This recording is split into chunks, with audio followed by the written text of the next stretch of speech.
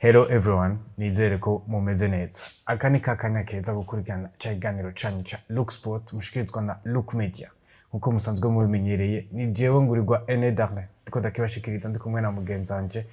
Ale Loris Ndongozi. Reka tumuramutse. Reka nanjye ndakuramutse Ene Darne, reka ndamutse n'abakunzi ba Look Media n'abakunzi ba Look Sport cyane cyane. Tubazi ko ni benshi uno munsi kwa mbere bakora kwikirana kino kiganiro ca Look Sport. Yego. No musi rero kaba ari ku musi wa mbere tukaba tugiye kurabira hamwe inkino zagiye ziba muri no weekend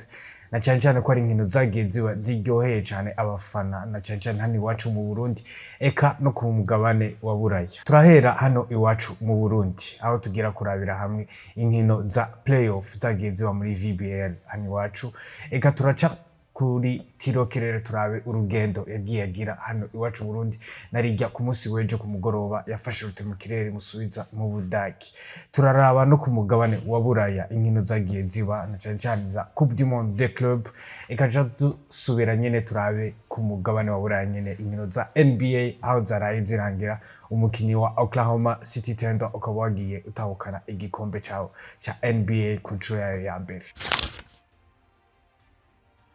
Turahera hano iwacu i Burundi tugena turaba inkino za VBL playoff. Inkino zari ziryoshe cyane gose, inkino zahuza ama equipe kwarani. Urunani remesha agenda haba ku rundi ruhande equipe ya DYNAMO na Lezipo. Ni inkino zagiye zitangaza abatari bake na cyane cyane yuko zagiye zibamwe du surprise tugiye dutandukanye. Ego, Loris Ndongozi nk'umumenyesha makuru w'inkino kandi wari wishikiye ku kibuga ca departement ariko arabera izo nkino, wabonye iki surprise wari witeze tu nkino zagiye ziba zoba zari ziri kuri dogre wari y'uburyohe wari witeze canke ho harabaye ibindi bintu utari witeze? Ego ya icyambere novuga je nuko no musi bari kuri game ya kabiri ni game 2 ni runani remesha DYNAMO Lezipo. Kubwanje novuga ko nta surprise nimwe ndabona muri no VBL. Bashobora kuba abandi bavuga ati babonye surprise, bamaze kwivuga urunani rwatsinzwe na remesha, ariko kubwanje nta surprise nimwe. Surprise nimwe irimo kwera twaje kwa tubivugana umugwa remesha waratsinze sijyambere utsinze urunani muri no mwaka. Ego subwambere utsinze urunani muri no mwaka, waratsinze urunani muri saison régulière muri match ya mbere muri phase ari muri match muri phase ari. Rero no kuvuga ko kubwanje nta surprise nimwe iri mu kubona uno musi umugwa remesha ku musi wejo araje gatsinda umugwi w'urunani. Nivyo n'umuguru nari twabonye kuri marché de transfert wagize amahoki akomakomeye menshi cyane, ariko uno musi novuga ngo abakinyi baje ko barokwita ntibariko barakina. Uno musi ni kuri match ya mbere bana ko yari match yoroshe, yari match yoroshe yaje kuba itsinda kuri 74-31 41 ngo différence ya 33 bani bamengo ni série ije kuba iri facile cyane, bamengo ni sweep yo iri direct ku muguru nani twabona ati ni 3-0 ziri facile, ariko tubone ko n'umugware meshaje kugira ibibazo bitandukanye mu rukino rwa mbere yabaye hani y'amanota 18 ku busa muri première carte 18-0 umva ni aho bari bamaze kuba destabilize abakinyi bari menshi. Ni unomenyereza wabo witwa Mugabe Robert yaje kuba aba exclu hakiri kare cyane muri première carte, aza kuba exclu arasohorwa arava kuri bando touche. Bana ico cyose ni ikintu kiza kwa kwafita umugware menshi, ariko nako ku munsi weje umugware menshi rero je wahinduye bimwe bikomeye cyane. Bana ko kuva ku munota wa mbere gushika ku munota wa nyuma nta na rimwe urunani rwigeze rusumvya remesha amanota arenga 5. Première mi yaheze urunani ruri imbere 5 points 43-38 nimba ntibeshe, ndibuka muga 33-28 sindayibuka muga ndibuka ko yari difference ya 5 points. Wana ko ni umugware mesha ku munsi wejo wari determiné gose ku mpande zose. Ni umugware mesha je ukina urukino rwabo badafise uno asanze ari kizigenza wabo usumize Steve atashoboye kuboneka ku munsi wejo. Wabona ko mengo ni biri facile. Ni umuguru nani ku munsi wejo twaje kuba tubona utwa Patrick Magrin akina urukino rwa mbere ntiharukina, wamengo ni ibintu bije korosha cyane ahubwo ivyaraye bibana. Mugabo twaje kubona ibintu biri contraire. Nivyo Magrin yakinye match nziza gose, yakinye match nziza neza ko ni Magrin niwe tubonye no munsi nige rya mbere tumubonye parapo uko twari tumuzi muri twabonye muri bar mu mugwa Criol. No munsi tuje kubona niyo yashusho yo twabona muri bar. Magrin yakinye umwanya munini, yatsinze amanota menshi, yatsinze 23 points, umva ko na amanota menshi gose. Ninaza ko umuguru nani twaje kwa tubona kandi ku munsi wejo barashikanye witwa Perry, ubundi Perry yaje gusubira William Perry no munsi nazo zakina zino playoff yamaze kuba mvunetse ukuboko. Bazanye witwa Petit Perry umunyamerika nyene naraje ku munsi w'ejo ari kuri Tanzania ariko yari kuri karaba ariko ashigikira umugore twibaza ko ku rukino rwa gatatu tuzoza kuba tumubona rero naza ko ino seri yaremesha n'umuguru nani ni seri ikomeye gose n'umuguru waremesha ubona ko n'abakina je iri physique ku rugero rwo hejuru umva ni n'ibintu twaje ko tubona umva match ntizisa hari umutipe akina mu gwaremesha baje ati ubona ko umugwanyo watubeshe kuri match ya mbere heze ubona ko umugwanyo watubeshe difference amanota 30 muri playoffs rero mbwiye ati match ntizisa reka turindire turabe kuri game ya kabiri kandi byari kwa kundi nyene ubona ko match ntizisa na karoro kamwe no guha ubona remesha rero Christian umupivo Nigeria yitwa Austin kuri match ya mbere yatsinze za Hope nibaza ko n'imipira yo barashikanye kuri hano ntiyashika ibiri Mugeje ni yakinye match ya mbere novuga ngo niwe on the match kuri Cote Remesha yatsinze amanota atari make niwe yagize contre iri decisive kuri Malik Thiam asigaye umusegonda umwe gusa nibaza ko ari umusegonda niyo yagiye nyuma yaciye heza match ubona ko yari iyo atsinda Thiam yari egalite bacha begalite 76 ariko yaje kugira contre novuga ko iri decisive nubwo ba winjiye ugakina umuntu umusegonda umwe ukagira iyo contre nuvuga ngo ucuwa mu match direct kuko niwe ubufashije equipe yo gutsinda naza ko match ntizisa nico gituma uno munsi ino seri y'umuguru nari naremesha abantu baravuga ngo ego bareke baryoherwe baratsinze kamwe baragize ariko Jessica ndiko ndayibona no munsi mbere ashaka kuvuga ko dushaka kubona ino seri igiye muri game 5 hagati ya urunani remesha kuri wewe kuri kote y'urunani ho babaye intamba myiza kugira ntibashobore kukomonta nkuko bari babikoze kuri match ya mbere ya playoff no munsi ndavuze kuvuga hari abakinyi baro Chris bataki ateri majoke ntaraza ni umukinya akomeye cyane ku mugabane wa Afrika naza ko harimo ba mail pivot kuri ku mugabane wa Afrika yabaye major wa Baye atwaye aramaze gutwara Baye muri US Monastir no mukinya amaze gukina amahiga competition akomeye cyane aba muri equipe nationale ya Sudan y'Epfo no musi ntarashobora gushika nibaza ko niyo ni ikintu kizoza kuranforce Petit Peri yaraje ariko ntarakina ariko no musi nibaza ko defi ya mbere iri mu muguru nani n'igituma ndiko ndavuga ko umugwaremesha urafite chance yo gushika muri game 5 yego uno musi urunani gwaje kwa ruhindura entraîneur iyo mu entraîneur ahindutse ibintu byinshi birahinduka muri equipe cyane akarora naga kuri ariko no mu entraîneur yaje hakiri kare kugira nivyo yaje hakiri kare kandi no mu entraîneur mwiza sindi kumva ngo mu entraîneur mwiza ariko no musi turaye muguru nani abakinyi baje gufasha urunani muri saison régulière hariho uno Prosper Muhire ari no mu ba MVP ba saison régulière umuntu ariko aratora aba MVP ba saison régulière ntushobora kumurenza muri babiri ba mbere cyangwa batatu atari wa kabiri no wa gatatu ashobora no kuba ari wa mbere imbere ashobora ahubwo kubwanje mfata ko niwe MVP wa saison régulière Prosper Muhire mugabo no munsi nako arakinisha akina iminota 3 par match ya mbere yabaye nk'iminota nk'ine ku munsi w'ejo yakinye iminota 4 nyine avec the hope Dikong ni meilleur ailier mu runani saison régulière si meilleur ailier mu runani ni meilleur ailier muri VBL saison régulière ni meilleur ailier muri VBL mu myaka nk'ibiri mugabo no munsi nako arakinishwa mu runani yakinye akina iminota 4 the hope izo zose ni impact mu muguru nani ubukeneye ko abakinyi baza kugira mugandi ko turababona mbo nico kintu musa ko akinishwa abakinyi bashasha mbere n'abakinyi bakomeye mugabo absence ya Muhire na absence ya Dikong itegerezwa kwigaragaza muri equipe nuvuga ngo harabamwe ibintu bishasha kandi usanga bitoroshe nico gituma mvuga ati remesha irashobora guprofita ivyo bintu kuko uno munsi hamwe uno majoke yoza hari abakinyi bazo basacrifice kandi bakinye saison régulière kuko bazo bafise no mu pivot Thierry Sagne kuva mu cha Senegal ni meilleur pivot uno munsi ni meilleur pivot nta muntu ashobora kwiharira ni meilleur pivot muri VBL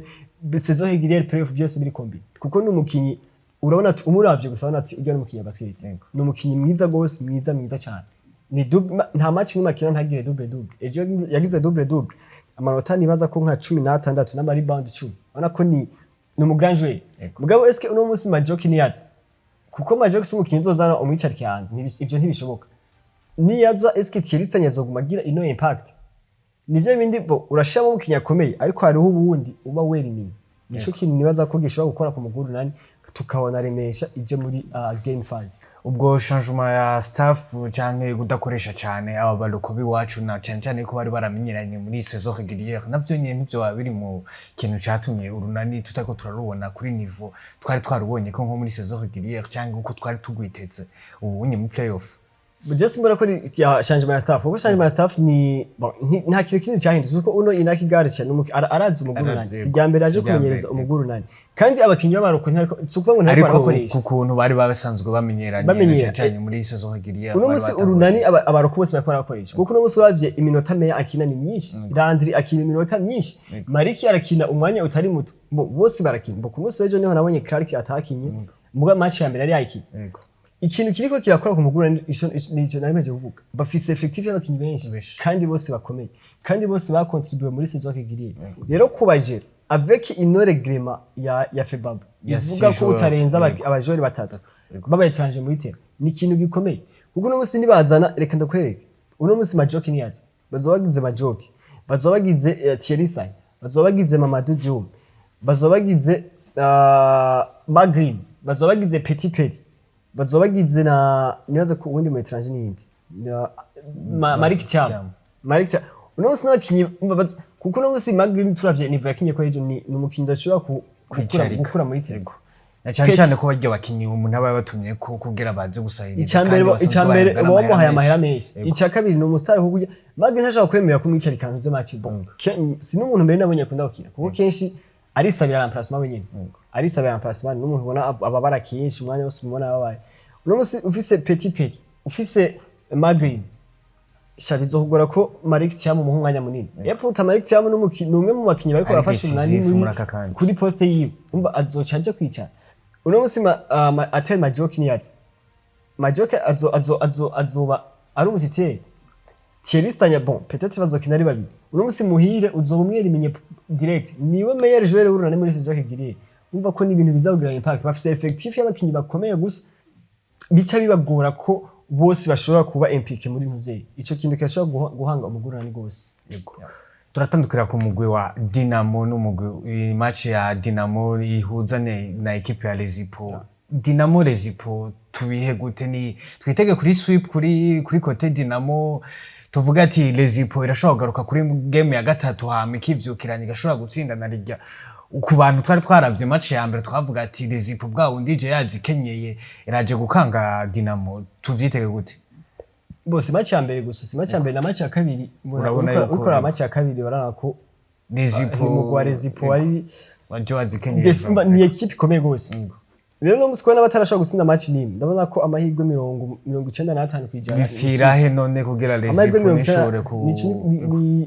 ni kuvuga ko amahirwe 95 kwijana ni sweep ni mugwa Lezipo ku munsi wa gatatu zo gutasha muhira yego ati bo saho bipfira yego umugwa Lezipo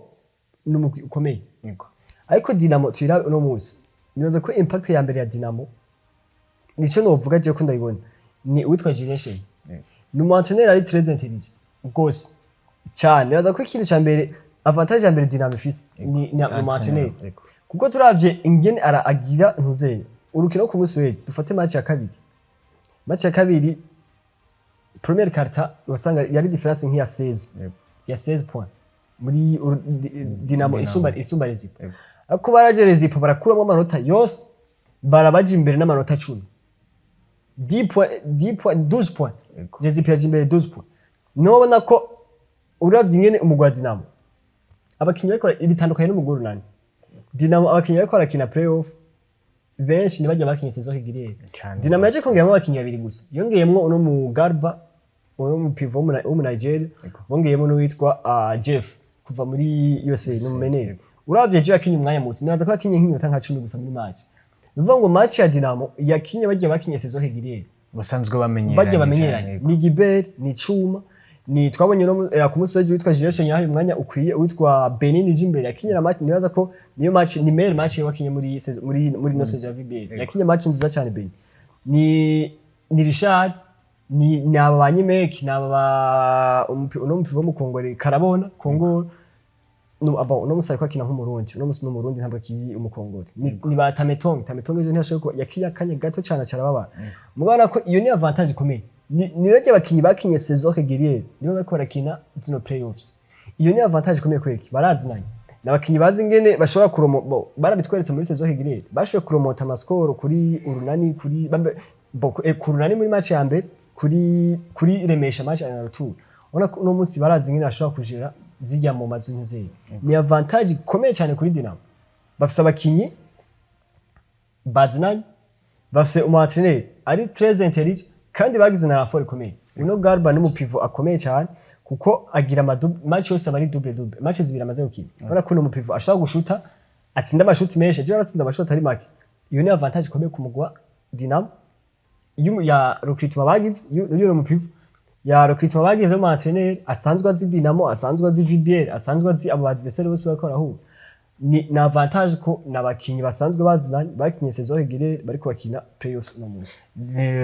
twamaze kubona yuko Dinamo rero uravuga kuri wewe ko Dinamo yamaze gushika muri finale ya VBL playoff boni amahirwe 95 kwijana uno musi Dinamo iri muri finale ya playoffs irindiye hagati y'Urunani n'Urwaremeje inyuma ya VBL playoff turatandukira ku rugendo rwa THILO KEHRER umukinyi w'umudagi ariko akinira mu mugwi wa AC Monaco yari yamaze iminsi itari mike hano iwacu mu Burundi kuva ku munsi wa gatatu w'indwi riheze ariko ejo akaba yarafashe rutemikirere umusubiza mu gihugu cy'uwabo cy'Ubudagi ni THILO KEHRER yaramaze iminsi itari mike hano iwacu akaba yarashoboye kugenda ahura na novuga n'aba personnage bagiye bakomakomeye hano iwacu mu Burundi guhera ku mukuru w'igihugu president wa Federation ya Football akaba yarashoboye no gutembera mu ntara ya Gitega aho yagiye kuraba academy yiwe ya THILO KEHRER Foundation isanzwe ifise abana bakiri batoyi yigisha umupira w'amaguru ni THILO KEHRER twovuga yuko urugendo rwiwe uravye yarashitse no kuri ejo ahise kuri tere ya basket ajya kuri departement arashobora gushigikira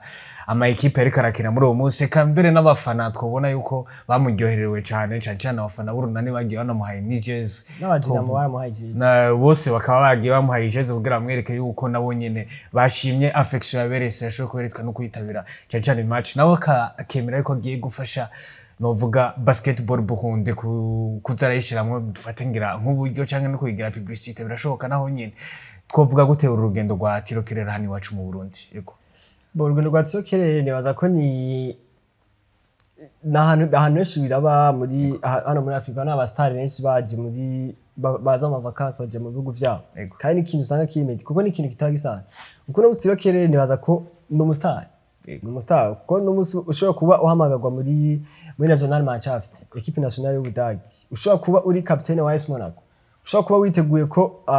next year uzoba uri muri UEFA Champions League n'umugwi wa AS Monaco kubona ko ni THILO KEHRER no dufata ko no mustar umukinyi asanzwe avuka hano iwacu THILO KEHRER asanzwe ariko arakora ibikorwa bitandukanye byo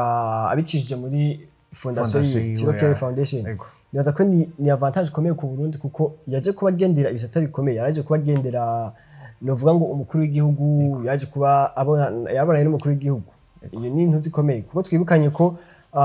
uno munsi witwa Francine Niyonsaba asanzwe afise titre yo kuba ambassadeur sinzi ngene ni titre honoraire baha abantu b'abastari plenipotentiaire novuga ngo uno munsi nimba afise iyo titre Francine Niyonsaba no mustarbo arafise ibikorwa kora kugira ngo ashobore kugira ari guserukira Burundi mu makungu uno munsi THILO KEHRER nimba nawe nyene tubonye bamuhaye nk'iyo titre ashobora kuvuga ati ni image y'igihugu zo biriko iragira izo biriko iratera imbere zo biriko iratembera mu makungu kuko uno munsi ukina ligue ufise visibility nini ni THILO KEHRER yaje kuba agendera visit Burundi uno munsi yaje kuba baramuhaye n'utuntu tuganuke THILO KEHRER no munsi twaje kuba ni hamwe visit Burundi yoshema inuze kuko ni objectif yayo niyo gupromotinga image touristique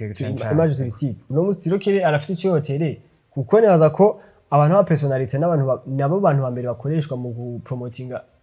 ibintu touristique kwa niho basanzwe bafise n'abantu benshi babakurikirana uno munsi nibaza ko ndikiri ikomeye twaje kuba tubona ku munsi kuri departement yaraje igeni ntuze kuko nawe nyine nibaza ko yaje kuvuga ati nije ndakina football ariko ndafise ico shobora guterera muri basketball kuko naza ko nawe nyene yaraje kabona ijya tele ya basket avuga ati ntabwo bishemeye barako ntabwo bishemeye nyene gusa ntabwo bishemeye nyene rero naza ko twokwitega ibintu bye twokwitega feedback no ita feedback tukabona ibizova muri runo rugendo rwiwe twizere ko ni ibintu byiza cyane twizere ko muri basketball ashobora gica tere no musi turi mihangiro ryo guteza imbere basketball yabonanye n'indongozi nshasha za FEBABU ibyo bavugaye nibaza ko ari ibintu bishobora gutuma basketball itera imbere cyane cyane mu gisata cy'inyubako. Rero muri rusange nibaza ko kubona umuntu nka THILO KEHRER yaje kuba tugendera ni ikintu ciza cyane. Twabonye iminsi yeze muri Tanzania ba Pedro Gonzalez baje muri Tanzania bamaze iminsi muri Tanzania. Urabona ko ni ikintu kibusta cyane ntuze secteur touristique. Yeraza ko kubona THILO KEHRER yaje uno munsi. Naje ko mbona na hariho page ikomeye cyane muri Afrika yitwa Xball Africa. Ni ibintu bya basketball. Yaje kubona yene mwandika kati THILO KEHRER vice capitaine wa AS Monaco uno munsi yari kuri terrain de département kora match ya basket. Ubona ko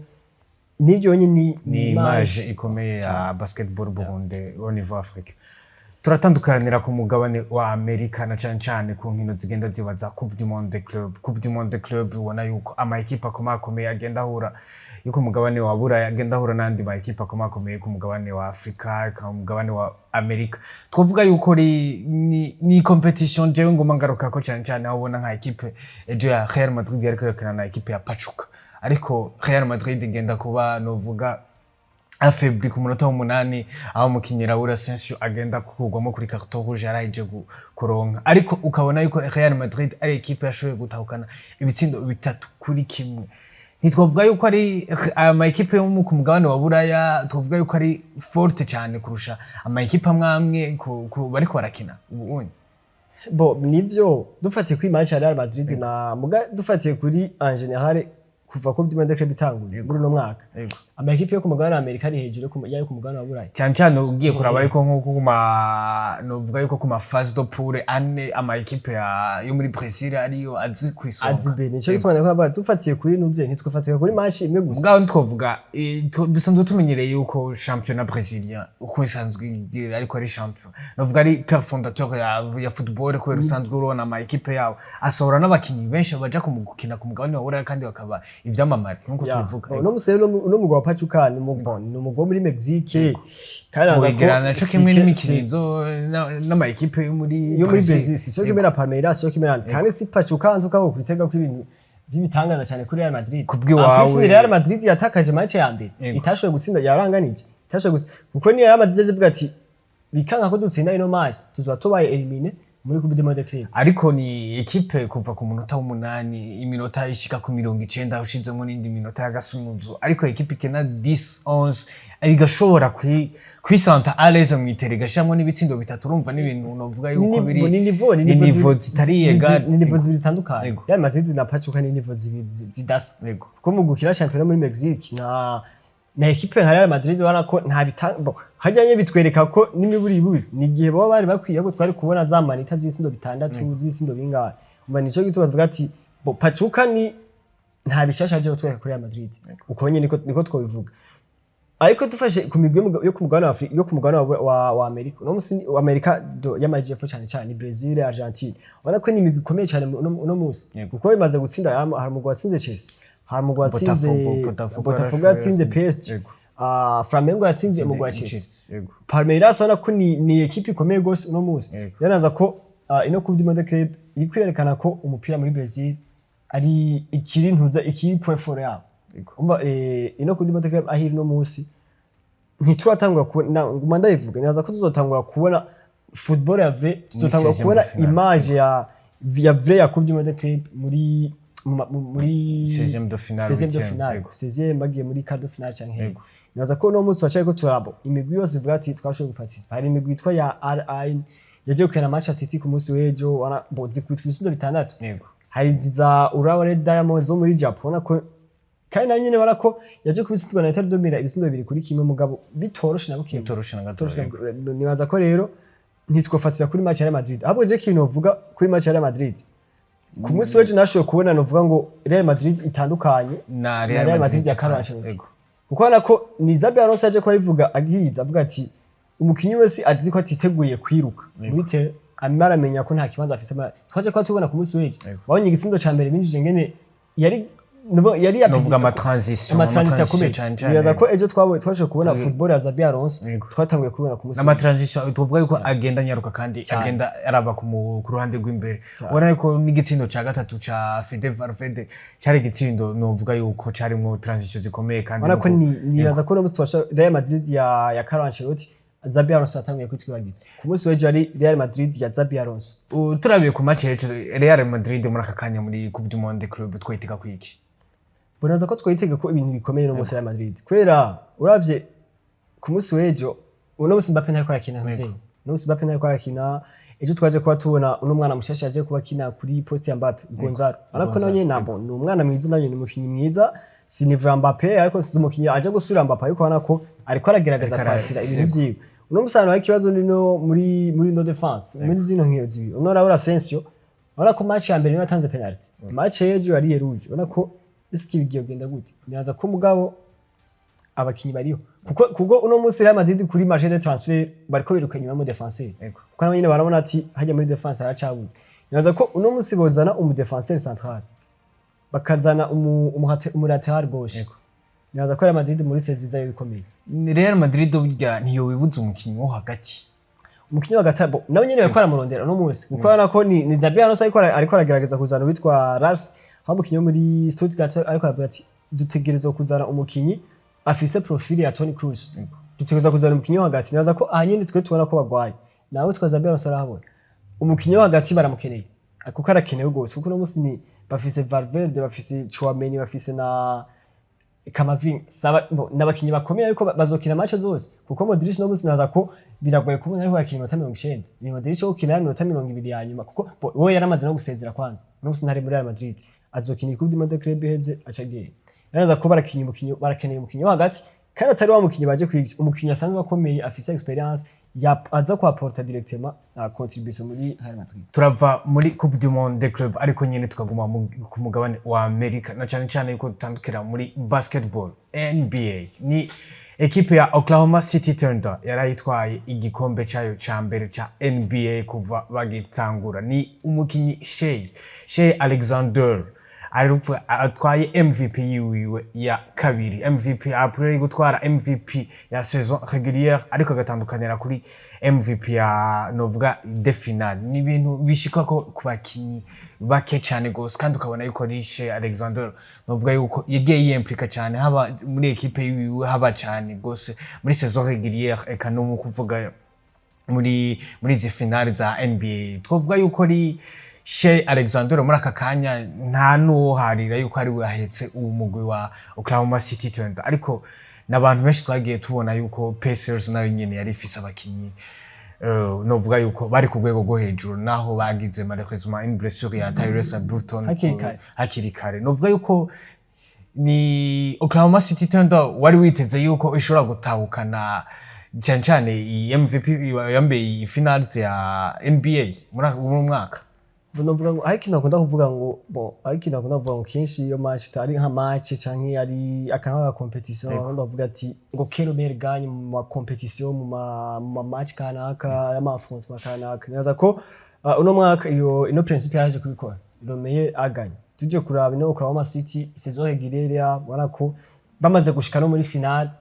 muravuga ati iramerite ino titre ariko kandi nibaza ko uno mugwa Indiana nawe yene ntiwa demeris niko novuga kuko no musturaje tuje kuraba parcours bagize kuva muri duhere muri post season nyuma ya saison régulière kuko saison régulière nawe baje ntibari kure bari muri 4e place muri conference wabo ariko equipe yose baje kubahura muri post season zose Indiana yaba iri outsider yaza ukina no mufavuri muga hose yarashobora kwerekana ko ahigeze. Rero naza ko na finale yejo kubwanye no twovuga ati eske kuba sortia ari kuko yaramaze gukina 7 minutes ya 7 minutes yaramaze gusinda 9 points Wana ko yaratanguye yaragize antabdo match nziza cyane. Eske nitwoje nibaza ko uwovuga ko ya byaje ko by'impact cyane ino defete ya Indiana ntiyo bayibeshe. Ntiyo bayibeshe kuko urabona yuko nk'umukinyi nka Pascal Siakam atasuye kugaragara cyane nkuko twari tumwiteze ko kugora twari tuzi ko barasanzwe bamenyeranye cyane gose muri umukinyi na Tyrese Burton iyo bariko barakina ari babiri mu kibuga babona yuko hariho impact nini cyane gose kuri kote ya Pacers ariko ni ikintu kimwe abantu twese twagiye tubona novuga yuko ni moyenne d'âge kuri kote ya Oklahoma City Thunder, novuga yuko ari imyaka mikeyi, maximum ni imyaka 27 turiko turaraba kuri moyenne d'âge. Twovuga yuko ari Oklahoma City Thunder equipe igiye ku impacta cyane NBA ku myaka nk'itanu iri imbere, nkuko twagiye tubibona ko equipe nk'iya Golden State Warriors yagenda yirepeta gutwara NBA nk'inshuro nk'imyaka nk'ine ikurikirana. Baraza ko hamatwo ine effective yabo yogumana uko kuko no musi biragoye kuko ikintu ca mbere ni côté finance kuko bana bajore bakoramo uno musi wawe abastar kuko turetse Shy n'abandi bose baragize saison nziza barasunzwe bafise n'abastar cyane nka Alex Caruso na experience na ni bagi yiwe ya kabiri. Reka dufate abanyi ba Jalen Williams ba Chet n'abajore bakiri batoye uno musi sinovuga ngo n'abastar muri Oklahoma mugabo no musi nabo nyine bashobora kuvuga ati okay uno musi turatwaye bag yacu ya mbere barashaka kuronka yandi ma franchise mu NBA aba propose ama contrat ari enorme tukabona baravuye muri Oklahoma baragiye mugabe no equipe hamwe yogumana ibintu biri pe probable gushaka kubona ino equipe igumana uku imyaka 3 4 5 nibaza ko biragoye gose mugabe vyoshika bigakunda bakagumana uko nibaza ko yo bari equipe dushaka kubona igwanira n'ama bag NBA mu myaka nk'itatu 4 ingayi kurikirana. Naha dusozereje naha turangirije turabashimiye mwebwe mwariko muradukurikirana shimira na mugenzanje Ale Loristongo byafashije kuyabashikiriza eka nani nagushimiye yego naho utaha.